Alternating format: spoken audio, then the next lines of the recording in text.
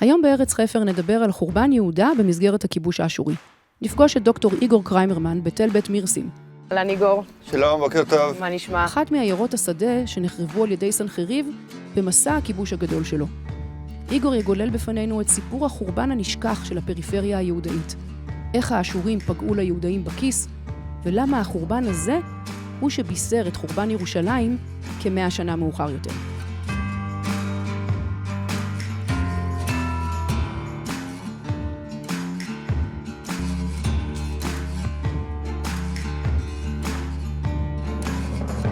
החפירות הקודמות באתר היו לפני כ100 שנה על ידי וויליאם פוקסוול אולברייט מאבות הארכיאולוגיה המקראית, והוא יצר פה בעצם את הרצף הקרמי של כל האזור, רצף קרמי שהשתמשו בו במשך עשרות שנים מאוחר יותר. זה הפך להיות אתר מאוד מאוד חשוב למחקר.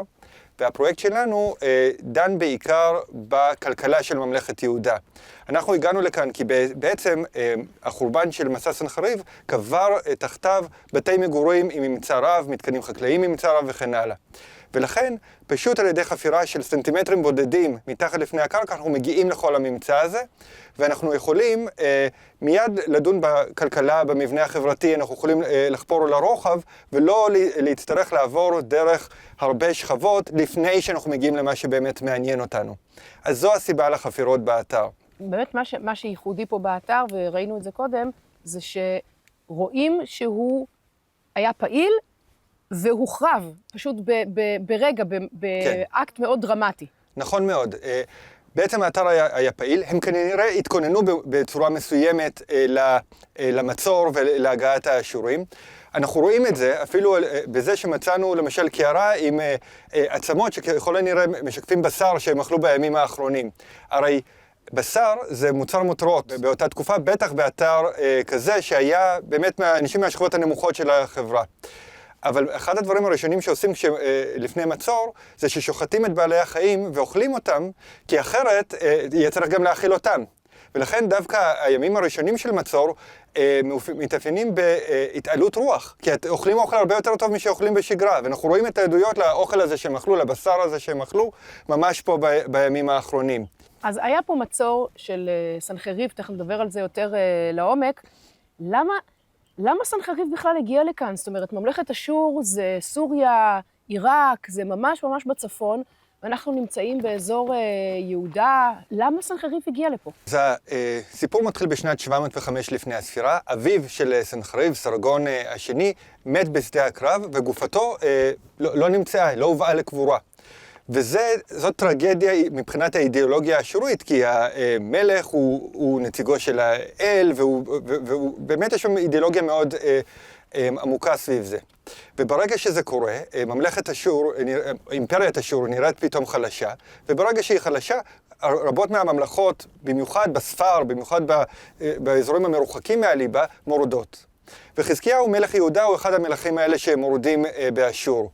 והוא מתכונן להגעת הצבא האשורי, כי ברור לו שבשלב מסוים האשורים ינסו לבוא ולהכניע את המרד. אגב, מה זה נקרא מרד במושגים של אז? אתה אומר חזקיהו החליט למרוד, במה זה בא לידי ביטוי? הוא קודם כל הפסיק לשלם מיסים, זה דבר ראשון, הוא הפסיק לשלם מיסים, ובזה בעצם הוא לא מכיר יותר בשלטון האשורי, והשלטון האשורי צריך לשלוח לפה צבא, למעשה גם המלך עצמו, סנחריב, מלך אשור הבא, מגיע לפה עם הצבא הזה, במטרה להכניע את המרד. אנחנו יודעים גם מהמקרא וגם מהמקורות האשוריים שסנחריב לא מצליח לכבוש את ירושלים ולא מצליח להדיח את חזקיהו מכיסאו. רגע, אז קודם כל, מבחינה כרונולוגית, בתהליך הדיכוי המרד, הוא קודם כל מגיע לירושלים ומנסה להכריע את ירושלים? האמת שאנחנו לא יודעים מה בדיוק קורה שם בתוך המסע לממלכת יהודה. נדמה שהוא קודם כל תוקף חלק מערי השדה, למשל עיר מרכזית כמו לכיש, צריך לבוא ולכבוש אותה, והוא גם את הכיבוש שלה מציג על קירות ארמונו בנינווה. אבל בשלב מסוים הוא מטיל מצור על ירושלים. וככל הנראה במקביל למצור הזה הוא גם כובש את כל הערים הקטנות האלה, כמו תל בית מירסים וכמו ערים אחרות. עכשיו, מה שאנחנו כן יודעים מהמקרא ומהמקורות האשוריים זה שהוא לא מצליח לכבוש את ירושלים, הוא לא כובש אותה, וחזקיהו שומר על מעמדו, שומר על כיסאו. עכשיו, הדבר הכי גרוע שיכול להיות מבחינת האימפריה האשורית, זה שאחרי שסנחריב יחזור לאשור, אז שחזקיהו שוב יתחזק, שוב ימרוד, והוא שוב יצטרך לשלוח צבא. כי כמו תמיד, הצבא האשורי גם הוא, עם כל העוצמה שלו, מוגבל בכוחו, והשמיכה תמיד קצרה מדי מכדי לכסות את כל חלקי האימפריה, ואם הוא שולח צבא לפה, הוא לא שולח למקום אחר. ולכן הוא רוצה לוודא, המטרה המרכזית שלו במסע הזה, זה לוודא שהמסע הזה קורה פעם אחת, ואחרי זה הוא לא צריך לחזור לפה עוד הרבה זמן. ולכן, מה שהוא עושה, הוא רוצה למנוע מחזקיהו לשקם את עצמו ולהפוך להיות כל כך חזק כמו שהוא היה קודם, ולכן הוא פוגע לו בכיס. הוא בא לכל הערים האלה שמייצרות את שמן הזית, שמייצרות את היין, שמייצרות עוד הרבה מאוד מוצרים, והוא שורף אותן עד היסוד ומונע יישוב מחדש.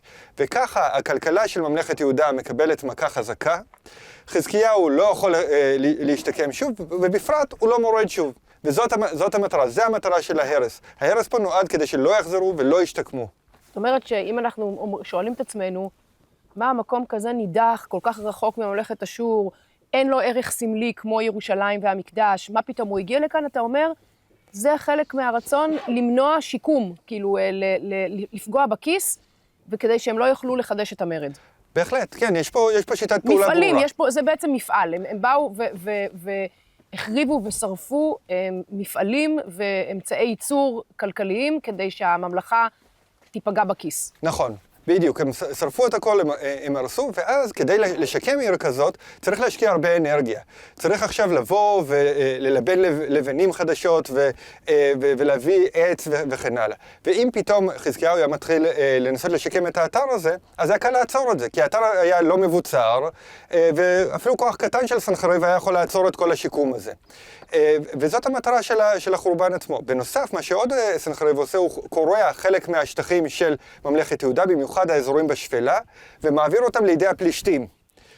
כדי שהפלישתים יוכלו בכל זאת לנצל אותם, ושהממלכה פחות תיפגע בכל מה שנוגע למיסים. אנחנו יודעים שבעקבות המסע הזה, אחת הערים שמאוד עולות זאת עקרון, אחת מערי הפלישתים, ושם מתפתחת תעשיית שמן זית אדירה. כלומר, במידה מסוימת, עקרון מחליפה את האתרים האלה מיהודה שנהרסו במסע סנחריב. אבל עקרון היא לא יהודית. היא לא יהודית, היא עיר אחרת, היא עיר עצמאית פלישתית.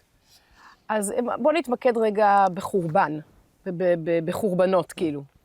איך נראה חורבן בארכיאולוגית?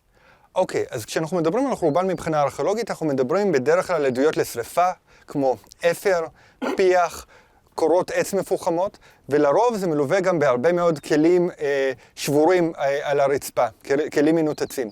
עכשיו, לפעמים שכבת החורבן יכולה להיות בכל האתר, ורואים אותה בכל מבנה ומבנה, ולפעמים היא ממוקדת במבנים ספציפיים, למשל במבני הציבור, או במבני דת, או באזור השער, איפה שהקרב עצמו היה. במקרה שלנו אנחנו רואים שבכל מבנה ומבנה באתר אנחנו רואים את החורבן, וזה מה שמצביע לנו על ההשמדה השיטתית הזאת. יתר על כן, המבנים האלה, מבחינת הארכיטקטורה שלהם, איך שהם היו בנויים, הם היו בנויים מיסודות אבן ונדבכי לבנים מעליהם. והגג היה אמנם עשוי מחומר אורגני, אבל גם הוא היה מכוסה בבוץ, ואנחנו מוצאים את הבוץ ואת הטיח הזה גם פה בחפירות. ולכן המבנים האלה הם למעשה חסינים במידה מסוימת מפני שריפה. כי אם הם מנסים לשרוף גג מבוץ מבחוץ, הוא לא ידלק, בוץ לא בוער, הלבנים הן מבודדות חום מצוין. לכן כל אחד מהמבנים האלה צריך להצית מבפנים. וההבנה שלנו שהצבא האשורי הוא לא רק זרק איזה לפיד או שניים איפשהו והכל נשרף. הם עברו מבנה, וכל אחד מהמבנים האלה הם ארגנו את חומרי הבעירה באיזשהו חדר והציתו אותם שם. זה היה מהלך סיסטמטי. זאת אומרת, אתם רואים את זה ממש בתוך כל חדר, רואים את מוקדי השריפה, רואים את איך רואים את זה? איך יודעים את זה? אנחנו רואים חדרים שבהם הטמפרטורות היו הרבה יותר גבוהות, והעדויות לשריפה הרבה יותר מקיפות, ואנחנו רואים שיש שם הרבה אפר ומעט יחסית פיח, מה שאומר שהשריפה הייתה עם הרבה חמצן, וכשהמבנה עוד עמד. ואנחנו רואים שבכל אחד מהמבנים יש חדר כזה. כלומר, ברור לנו שהאשורים דאגו לרכז את חומרי הבעירה בעיקר בחדר אחד, הציתו אותו, ואז עברו למבנה הבא. ואז כשהשריפה התפשטה כבר מתוך המבנה אל יתר המבנה, אז המבנה נשרף ובסופו של דבר קרס. זה קשור לזה שמדובר באשורים, והיה להם איזו שיטת פעולה מיוחדת אל מול, דוגמה, הבבלים, או שזה קשור לאתר? כי כשאנחנו רואים, למשל, שכבות חורבן בירושלים בחניון גבעתי, אז זה נראה אחרת. שם זה נראה באמת יותר חורבן סמלי. מבנה אחד שנחרב והמבנה שלידו לא. משהו הרבה יותר נקודתי ולא סיסטמטי, טוטלי ומוחלט כמו פה. אז כאן יכולים להיות מספר היבטים. קודם כל זה גם עניין של הגודל. זה אתר של 30 דונם, ירושלים היא אתר של כ-600 דונם בשלהי בית ראשון.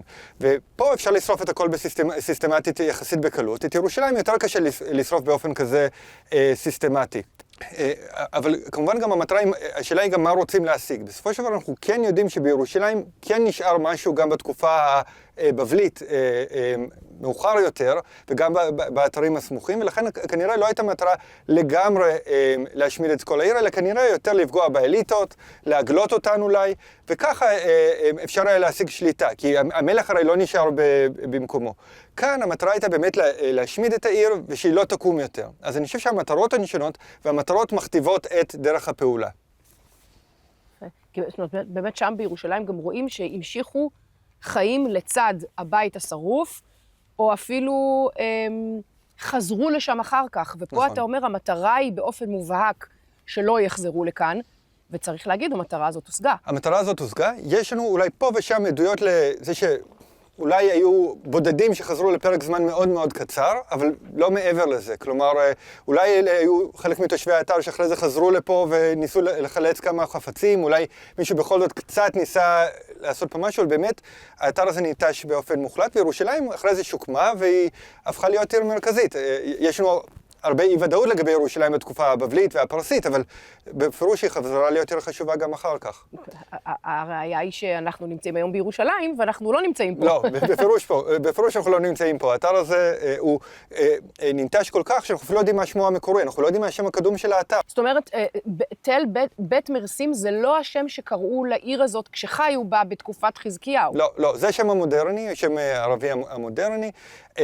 אנחנו לא יודעים איך קראו לה, היו כל מיני הצעות, בהתחלה חשבו שאולי זאת העיר דביר, קריית ספר שמוכרת מהמקרא, אבל היום חושבים שיש אתר אחר שהוא יותר מתאים לזיהוי הזה.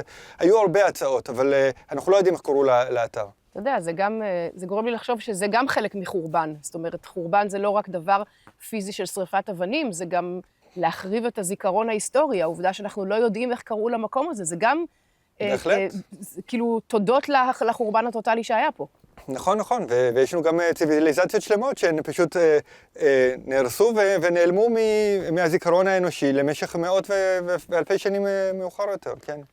אתה יודע, מקובל באיזשהו מקום, גם אני חושבת במסורת, במקרא, וגם אולי אחר כך במחקר, לחבר בין החורבן בין מסע סנחריב, אולי החורבן פה, אבל בעיקר החורבן שלא היה בירושלים, לבין החורבן של ירושלים שקרה אחר כך בתקופת הבבלים. אולי היהירות של חזקיהו, מזה שהיו לא תהיה והעיר ירושלים ניצלה, אולי זה גרם לכולם להירדם בשמירה בחורבן הראשון, ואולי זה מה שהביא את החורבן השני. אתה חושב שיש איזה קשר כזה בין החורבנות של אשור לחורבן של בבל? בהחלט, אנחנו גם רואים את המאבק הזה במקרא. כלומר, במקרא אנחנו רואים שזה שירושלים שרדה את המסע האשורי, זה מוצג כנס. בעצם אין ספק שחזקיהו הפסיד במלחמה מהבחינה הזאת שכבשו לו הרבה ערים, הרסו אותן וכן הלאה, אבל ירושלים ניצלה, וזה נחשב לאיזשהו נס אלוהי. ולכן גם בשלהי בימי בית ראשון יש קולות שאומרים שירושלים תנצל בכל זאת, כי האל לא ייתן להיכבש. זה חלק מהעניין. יש גם קולות אחרים, כמו הקול של ירמיהו, שאומר, תיכנעו ותצילו את עצמכם וירושלים בסוף תיכבש. אנחנו כן רואים גם את ההבדלים באתרים אחרים באזור השפלה. למשל, עיר נוספת ששוקמה זאת לכיש, עיר אדמיניסטרטיבית, מרכזית, שנמצאת קצת צפונית לפה. ולכיש, בהחלט רואים שם את הקרב האדיר בימי האשורים, ב-701, עם כ1,000 ראשי חצים שכבשו אותה, וסוללת מצור והכל. ובשכבה 2, בשכבה שהיא מקבילה לכיבוש הבבלי, אנחנו לא רואים קרב. כלומר, יש שם ראשי חץ בודדים, וככל הנראה בסופו של יום, העיר כבר נכנעה ללא קרב. כי בלכיש לא היה את כל הסיפור הזה כמו בירושלים, שהיא ניצלה מהאשורים. היא לא ניצלה מהאשורים, האשורים כבשו אותה יפה מאוד. וכשהבבלים הגיעו, הם הבינו שזה הולך להיות אותו דבר, והם העדיפו לשמור על חייהם מאשר להיכבש ולמות שוב. אתה אומר במובן הזה, לכיש וירושלים הם קצת תמונות מראה אחת של השנייה. בהחלט. זאת אומרת, ירושלים, בגלל שהיא לא נכבשה, אז חשבו שהיא לא תכבש, והיא נפלה די בקלות. ופה, בגלל שהיא כבר נכבשה פעם אחת, אז הם נכנעו ובכלל לא ניסו, כי הם הבינו שלשם זה הולך, למרות שהם נלחמו בפעם הראשונה. נכון, הם הבינו שאין טעם להילחם, בירושלים הם כן התנגדו, זה כן היה מצור ממושך, זה כן היה קרב רציני, אבל גם היא נפלה בסוף, נכון. אנחנו יושבים פה ואנחנו רואים, האתר הזה הוא ממש על גדר ההפרדה, הגדר עוברת ממש ממש פה, זה מיקום קצת מפתיע. נכון, אבל המיקום הזה לא מקרה בכלל. כי אחרי החפירות של אולברייט בשנות ה-20 וה-30, זה באמת הפך להיות אתר מפתח לארכיאולוגיה המקראית. כל אתר שחפרו אחר בארץ, היו משווים את הקרמיקה שלו לתל בית מירסים ולרצף של אולברייט. ומי שניהל את שיחות הפסקת האש ב-49 היה יגאל ידין. ואביו של יגאל ידין היה ארכיאולוג, ולימים גם ידין עצמו נהיה ארכיאולוג. והוא רצה שתל בית מירסים יישאר בגבולות מדינת ישראל. זאת הייתה המטרה המוצהרת שלו, ויש גם עדויות כתובות לכך. ובסופו של דבר הוא החליף עם עבדאללה, מלך ירדן דאז, את תל בית מירסים בעד 2 כפרים, כדי שהוא יהיה בתחומי מדינת ישראל. ולכן הגדר עוברת בעצם ממזרח לתל, והתל עדיין בשטח מדינת ישראל מאז 48. וואו. אז זה היה אולי החילופי שטחים הראשונים, בתמורת אתר ארכיאולוגי. כן, זו דוגמה לאיך אתר ארכיאולוגי, בעצם המחקר שלו אחרי זה משפיע על התוויית גבולות ומשפיע על ההווה. בעצם העיר הזאת חזרה לחיים בזכות אולברייט אי שם בשנות ה-20 וה-30. גם זה מפתיע. למה הוא הגיע לכאן? זאת אומרת, לא היה פה שום אינדיקציה, כל האתר הזה, צריך להגיד, היה מכוסה. נכון, כל האתר הזה היה מכוסה. אנחנו לא יודעים למה אולברייט בחר דווקא את האתר הזה. זה בפירוש לא האתר הכי גדול. כשאולברייט הגיע לפה, לכיש, שהיא גדולה פי 2.5, עוד לא נחפרה. הוא יכול ללכת לחפור את לכיש. והוא גם מספר איזשהו סיפור שהוא הגיע לחברון בפסח, היה שם באיזושהי אכסניה של יהודים, מתלונן על המצות וכן הלאה. שהצטרף כן. ואז הסיעו אותם ברכב עד איזשהו מקום, ומשם הלכו עוד 10 שעות ברגל כדי להגיע לאתר ולחפור פה. ובאמת, הלוגיסטיקה הייתה פה מאוד מורכבת, היה מאוד קשה להסתדר פה. אחת הסברות שאולי הוא הגיע דווקא לפה, כי הוא חושב שזאת העיר דביר, ודביר מזוהה גם עם קריית ספר. עכשיו, מה זה משמעות השם קריית ספר? זה העיר של הספר, של ספרים, של ארכיון. הוא חשב אולי שתהיה פה איזה ארכיון עתיק שיש שווה לחשוף, אבל זאת רק סברה, אנחנו לא באמת יודעים למה הוא בא לפה. אבל מה שמדהים, וזאת העוצמה של אולברייט, שהוא באמת לקח אתר קטן, אתר לא באמת חשוב, והפך אותו לנכס צאן ברזל של הארכיאולוגיה של ארץ ישראל, לאחד האתרים הארכיאולוגיים הכי חשובים, וזה בזכות אולברייט, לא בזכות האתר עצמו, אפשר לומר. הוא גם עשה את זה על חשבונו, זאת אומרת, זה בלי תקציב, בלי... התקציב היה מאוד מאוד נמוך, מרבית התקציב הגיע ממלווין גרוב קייל, שהיה שותף שלו לחפירות, הוא היה תיאולוג, והוא עובד באיזה אוניברסיטה בפיטסבורג, הוא חסך את המשכורת שלו והוציא את המשכורת שלו על החפירות פה. הוא היה כל כך, החפירות הוא כל כך דלות בתקציב, שאפילו את האוהלים, הם לא יכלו לקנות אוהלים, הם לקחו אוהלים ממשלחות אחרות, שאלו אוהלים ממשלחות אחרות, וכשמסתכלים על התמונות של מחנה, רואים שכל אוהל נראה אחרת, כי כל אוהל הגיע ממקום אחר. הם לא יכלו לשלם לצוות המקצועי שלהם, הם יכלו לשלם רק לפועלים המקומיים שבאו מהכפרים מסביב, אבל בסופו של דבר, זה הגדולה של אולברייט, לקח אתר לא חשוב, עבד עם מינימום תקציב והגיע לתוצאות מדהימות. אז אם אנחנו מסתכלים על החורבן האשורי, אז סנחריב הגיע פה לאזור, ירושלים ניצלה, אבל תל בית מירסים ערי השדה פה בסביבה לא ניצלו, נחרבו סופית. איך זה השפיע, או האם זה השפיע, על המשך העלילה כאן ביהודה? אז בהחלט, זה השפיע בצורה משמעותית. קודם כל, השטח הזה נקרע מממלכת יהודה למשך הרבה מאוד שנים, ורק מתישהו במאה השביעית אנחנו רואים עוד התיישבות בשפלה, אבל זה גם מתקשר לסוף ממלכת יהודה.